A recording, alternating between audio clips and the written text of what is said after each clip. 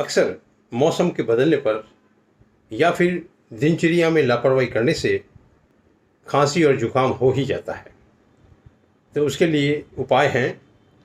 पहला, काली मिर्च 1 ग्राम, सौंठ 2 ग्राम और मुलहठी 1 ग्राम, तीनों को कूट पीस कर बारीक कर लें। फिर इस चूर्ण को गुड़ में मिला करके चने के आकार की छोटी छोटी गोलियां बना लें। प्रातः और सायं एक एक गोली चूसें।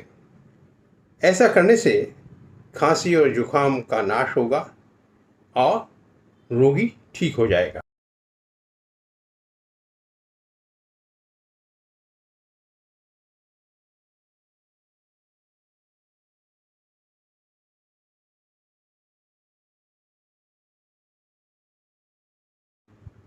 दूसरा तरीका ये है कि काली मिर्च, सौंठ एवं पीपर तीनों को समभाग लेकर के कूट करके पीस करके बारीक चूर्ण बना लें। फिर इस चूर्ण को गुड़ में अच्छी तरह से मिला करके छोटी चने के आकार की गोलियां बना लें। फिर एक एक गोली सुबह और शाम चूसें।